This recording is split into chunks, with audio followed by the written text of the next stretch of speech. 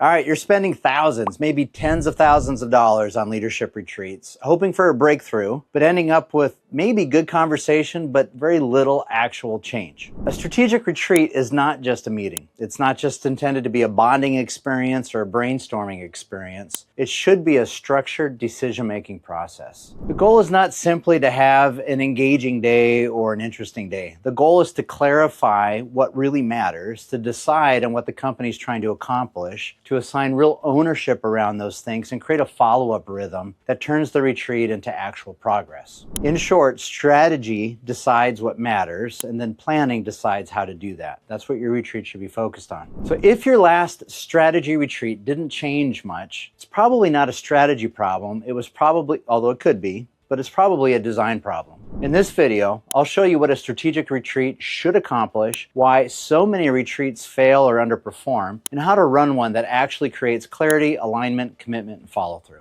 So I've been leading strategic planning retreats for decades. I'm not actually even sure how many of them that I've run. And I can tell you for sure that not every retreat that I've led has been a success. In fact, some of them were just pretty embarrassing for me. This was early on in my career because I didn't really understand how to approach them effectively. I didn't really understand how to go about it. And now that I do, they work well. But there's definitely a learning curve, and it's not always as simple as what people think. As someone who both facilitates retreats professionally and someone who participates in retreats, for example, when I sit on boards, I've seen a lot, and there's some very clear things that I've learned about what makes them work and then what prevents or limits the value that you can get out of that time. And I think the big thing I want to point out here, and this is something most people know, is that this is precious time. For you to bring in a group of your board or your ownership team and your executive team and whoever else is participating in the retreat, this is a high value time. There's a high investment that goes into all of that. And if you're not getting high value out of the experience, then it really is a wasted experience, in my opinion. And so we want to think through, if you're going to spend this much time and pull people away from busy lives into a space where they're not able to be productive in that way, then they need to be productive in this way. There needs to be value that comes out of it. So that's what I want to talk about today. So a good strategy retreat should accomplish at least 4 different things. It should create clarity about priorities, about what you're trying to accomplish, and the strategic framework that you use. Everybody should see the same goals or outcomes that were defined. The second thing is it should create alignment. How do you spell that? It should recreate alignment. What that means is everybody should have the same sense of this is what we're trying to accomplish and this is how we're going to play together to get there. The third thing is it should create commitment. What should happen as a result of the retreat is everybody says, yes, those are the goals, and yes, this is how we're going to work together. I am committed to that. If you don't have that, you're going to have problems. And retreats that don't dig for that give you problems. The last thing is you should be set up for follow-through. Meaning, this is going to carry on and it's going to be executed afterwards. One of the great weaknesses with strategic retreats is that people will get together, they'll do stuff, they'll maybe come up with a plan of some kind. The plan just gets filed somewhere and nobody looks at it again. I cannot tell you how frequent or how common it is that when I meet a new client and I ask them if they've done strategic planning before, and they'll say, oh yeah, we did this 8 years ago. I was like, okay. How long was the plan for? Oh, it was for 3 years. It's time to update it. It's like, well, I'm sure it is, and I'm sure you haven't even looked at it in 8 years. And I asked them where it's at, and it's in the back of a file cabinet somewhere, and they blow the dust off. It was a waste of time. Why do it? And so I am a firm believer that a good strategic retreat can be a powerful tool for creating clarity, alignment, commitment, and follow-through. You can imagine that if you have those 4 ingredients on your leadership team, you can get a lot done, and you sure can. but the tools that you're using, if it's a retreat, has to get you there. So that's the real point there. The retreat only really matters if it propels action into what's next. If the next week, when people go home and they're back in the office, they know exactly what they need to be working on because of what came out of this retreat. The next point that I want to make is that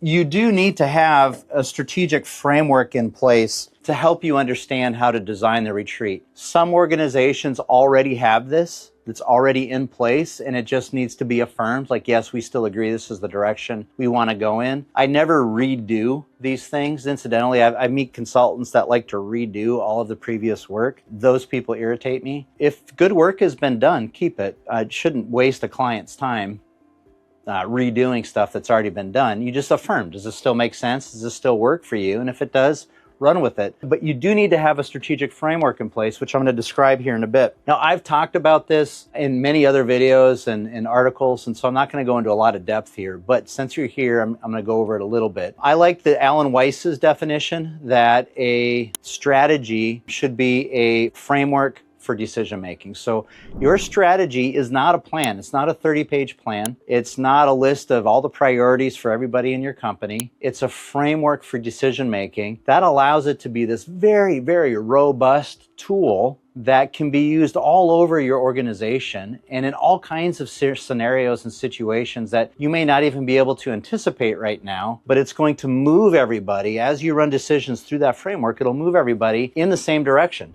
And it's basically having very clearly defined values.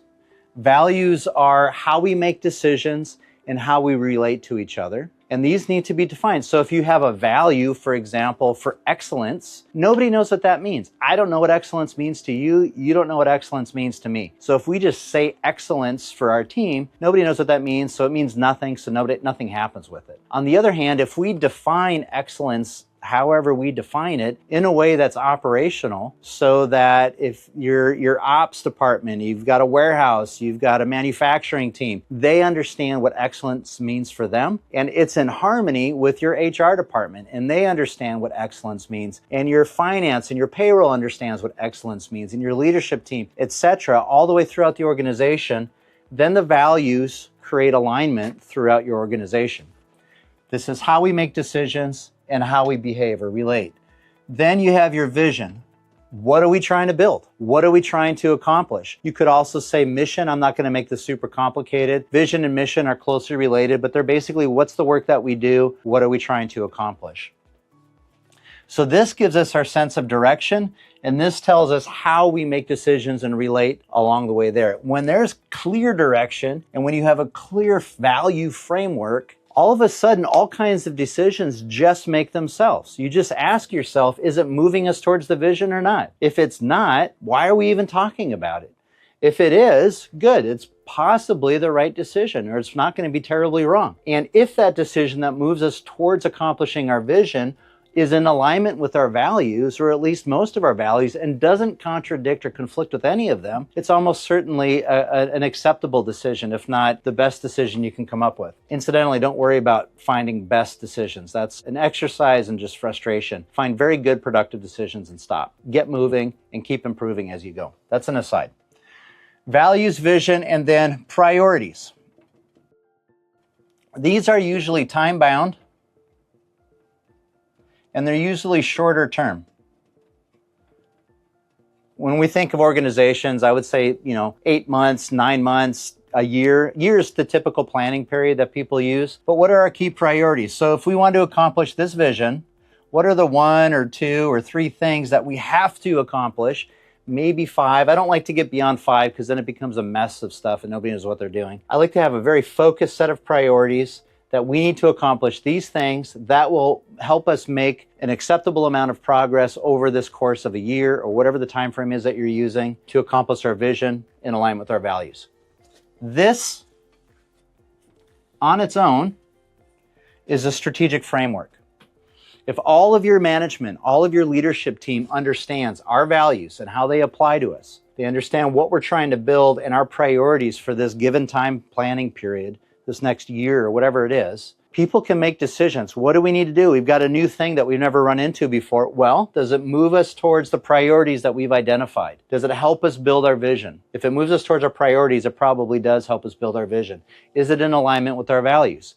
If the answers are yes, yes, and yes, it's probably okay. Make the decision. If it's like, well, we're not sure, we don't know, kind of conflicts here, high chance it's not the right decision for you. It's not that complicated. If you have this in place, decision making starts to happen quickly in your organization, and you spend less time having silly, long, drawn out arguments about things because people are on the same page. And if there's agreement around all of these, when you're sitting down having to make a tough decision, and you can all go back to and say, we all agreed this is the framework, let's run the situation through this and see what pops out as far as a decision, it tends to help people move together and reduce conflict. Massively valuable. You should be doing this. If you don't, you run into the very high likelihood that people will walk into the retreat and just focus on whatever's on their mind right now, whatever feels scary or exciting to them. And they're not really thinking about bigger picture. They're not really thinking about what's most important or valuable or how we really stay true to ourselves. So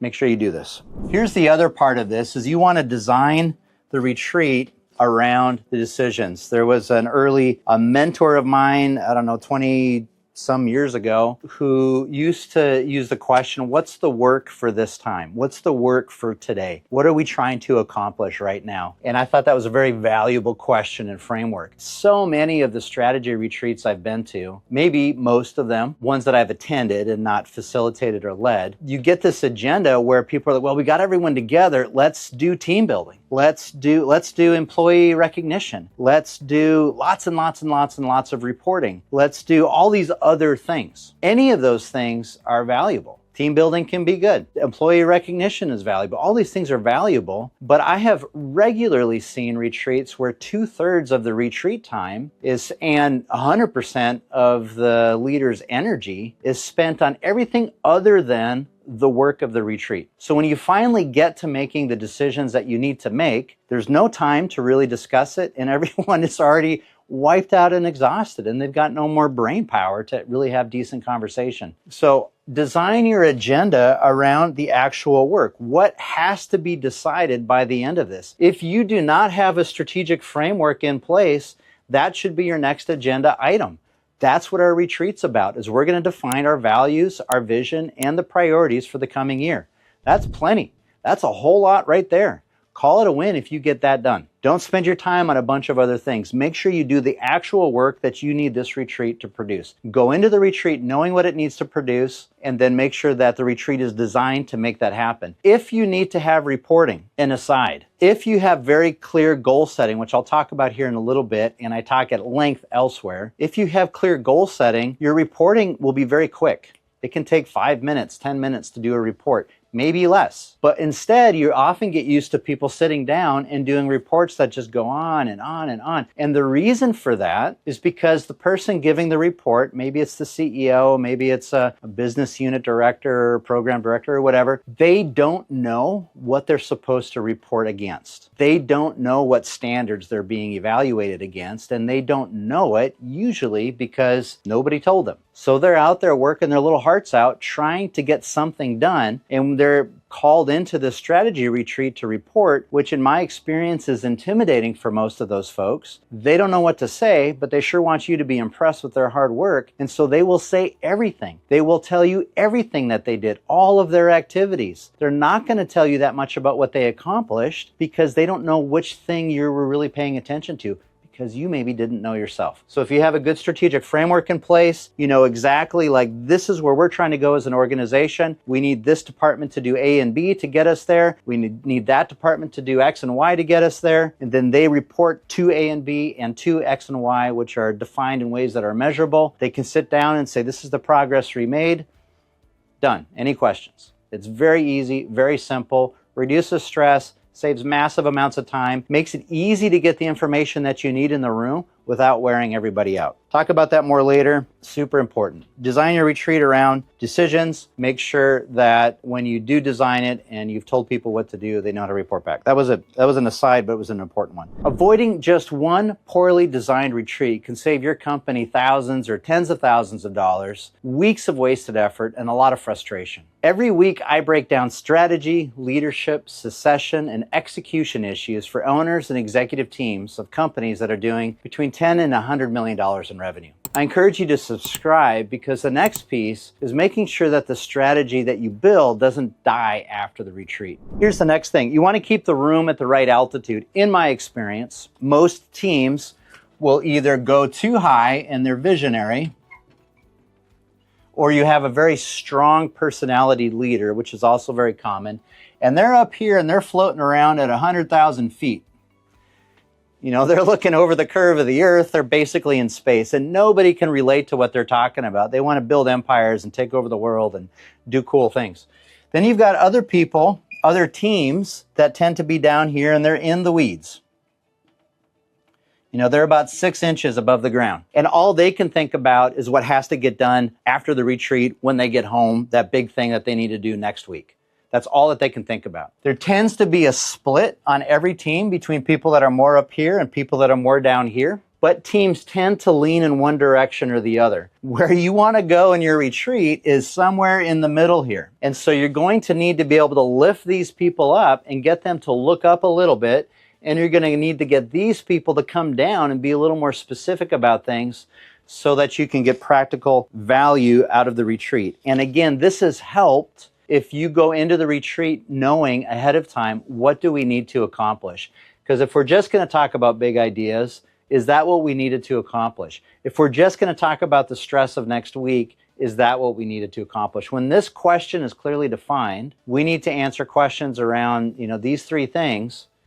Then these people can calibrate a little more effectively, or whoever is facilitating the retreat knows where to bring them. Which brings me to my next topic. Your CEO or your board chair or basically anybody on your team, those are the wrong people to facilitate the retreat in pretty much every circumstance. Now, can they facilitate a retreat? Yes. Are they going to destroy the world if they facilitate it? Probably not. But is it going to be as productive and as fruitful? No, it won't be. It just cannot be. I personally, even though I've been doing this for decades, I'm very good at it, very skilled at facilitating, I will not facilitate a retreat for an organization where I'm participating in the leadership of that organization. So I recently joined the board for the Special Olympics in the state that I'm in. I will not facilitate a retreat for them. It's actually not cheaper for them to have me come in and do that because I know how to do it, because it reduces the overall efficacy and value of that time together. So it actually increases the waste that happens in that time period because of a couple of reasons. If I'm going to be effective facilitating as an insider, then I have to step aside and set aside all of my director responsibilities and opinions, and I need to be as neutral as possible. I actually have a relatively strong personality and I've got lots of opinions. And so I need to, and I can, and I think I could set those things aside to just neutrally facilitate. But then I cannot perform as a director, and then I'm actually not doing my fiduciary duty.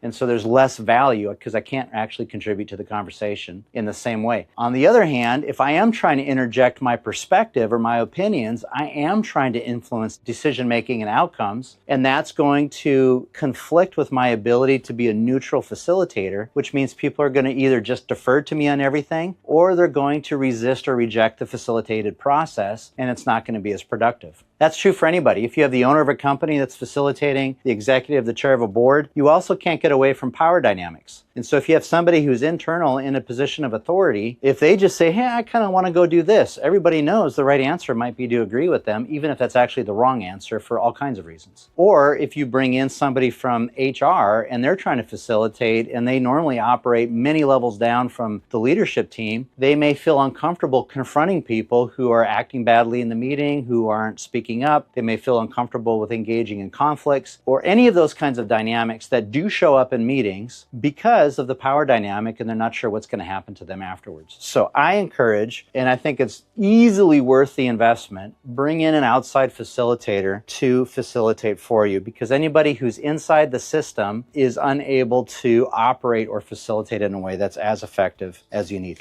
A brief story around this: I was asked to facilitate a conversation for a state legislature around a major strategic policy that they needed to develop. They had already spent years working on this and millions of dollars, bringing this group of, I don't know, it was 40 or 60 people together, legislators, industry leaders, other people that were involved, stakeholders in the conversation, and they had made no progress in it. Finally, one of the legislators reached out to me and said, would you help out? So we all met in this very remote location, flew in for the time, and I knew that if I facilitated it the way they had been facilitating it, where everything's on public record, so everybody gets up and makes speeches, there's theatrics, so in politics there's always theatrics, so people are very concerned about getting sound bites out there, and they're not as concerned about, hopefully this doesn't come across as cynical, not as concerned about getting something done, or at least there's less of a concern, or there's that trade-offs that people are considering. Plus you're dealing with very, very diverse, you had people in this scenario, you had people that were really,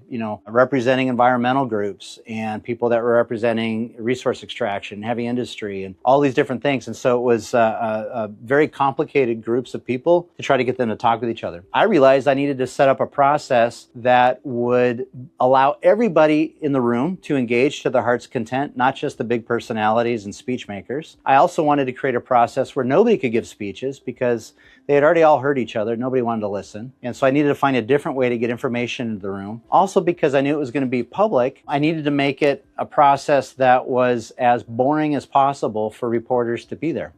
And so we did a process that used sticky notes only for about 80 to 90% of the process. People would write things down.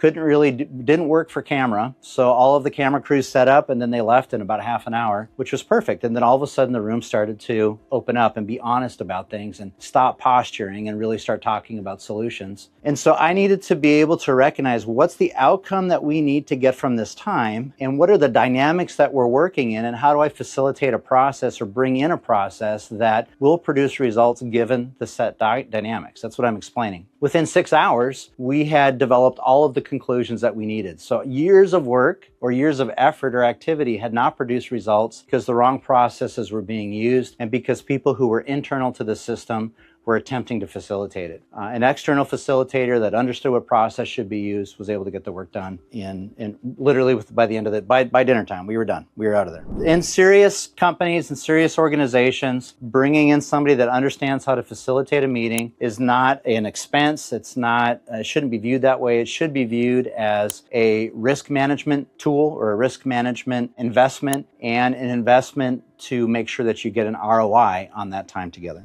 All right, the next thing is you want to turn priorities into ownership. One of the most common dynamics in planning retreats is that people come up with goals that are vague. Nobody knows exactly what we mean. It sounds specific in the retreat. We all think we know what we mean, but then we walk away and it's like, I'm not really sure what that meant. And there's no ownership. This doesn't happen. And so nobody knows who's supposed to pursue the vague goal. So nothing happens. And that's the most common outcome of most of these retreats. And you don't want that. I don't want that. Shouldn't happen. And so what you want to do is pursue goals that are very specific. Have very clear outcomes. If this is our priority, what should it produce? And you want it to be measurable. You can use the SMART goal format if you're familiar with that. You can use this format. You can use any different format that produces clear outcomes, clarity, that has measurable results. And we know who and when things need to be accomplished by. So we've got ownership and deadlines. And so we know that, okay, this person over here, Jackie's going to have this done, and we'll report back by the end of Q1 around this topic here. And then at the end of Q1, the project won't be finished, but should have hit these mileposts. Then you can report back and you get accountability. When you have priorities structured this way, reporting becomes very, very concise and focused because people know what I'm supposed to accomplish, how it'll be measured, who is responsible, what progress am I supposed to make on which part of the timeline. And then if you need to, you can add guardrails around this And this is basically the idea that if you've got multiple, it's like lanes of traffic. You got multiple people driving down a road, define the lanes so that people aren't just weaving in and out in front of each other and creating accidents. So if you have the sales team has certain goals that they need to hit, and you've got the manufacturing team has other goals, that the sales team isn't making promises to clients that the manufacturing team can't maintain.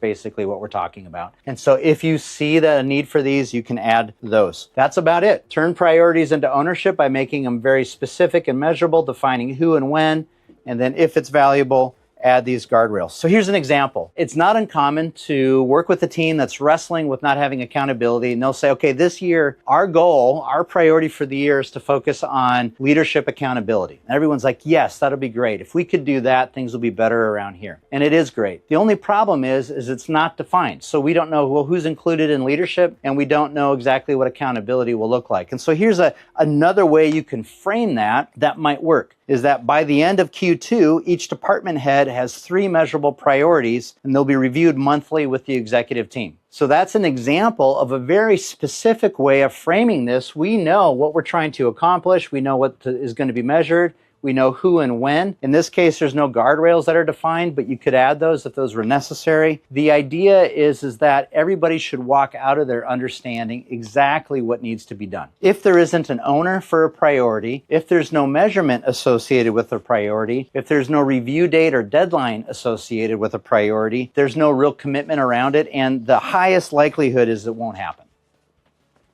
All right.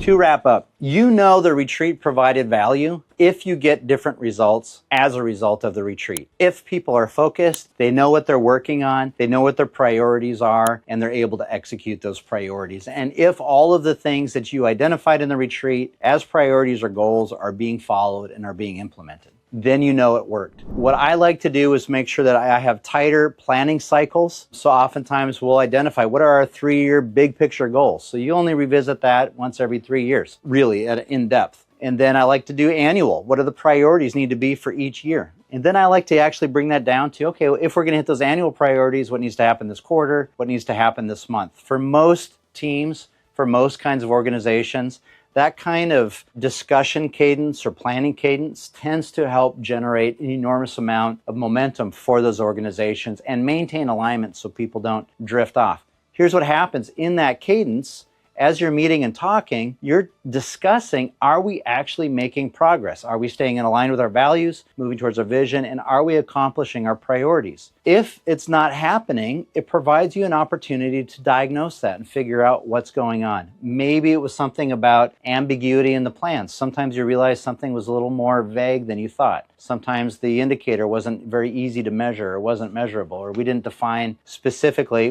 Like a frequent thing that'll happen is not in defining ownership. We'll either not say anyone's in charge of it, we'll say, well, those 3 people are in charge. No, those 3 people can work on it. Pick one of them, as I say, pick one of them to get called out in a meeting and say, did you make this happen? One of them should make sure that all the little chickens, all the little cats are being herded to make this thing happen. Always have one person in charge. So that's the test. Did it happen? Did it produce results? If it didn't, don't say strategic planning didn't work. Figure out what did we do in the process that failed to produce the results that we want, and how do we correct that? So now you know why most strategic retreats do not produce real change. It's usually not because there's an issue with your team or something else like that. It's often just simply because the retreat was poorly designed. It didn't clearly define what mattered. It didn't force the right decisions. It didn't create accountability after the offsite ended. A strong, effective strategic retreat should produce clarity, alignment, commitment, and follow through. But those things only matter if the work continues after everyone goes home. The next question is whether your team actually understands the difference between strategic planning and tactical planning. Because if you get that distinction wrong, even a well-run retreat can still fail to gain traction. So I break down the differences between those in the video that should be on the screen now. Click it and I'll walk you through the difference between tactical planning and real strategic clarity.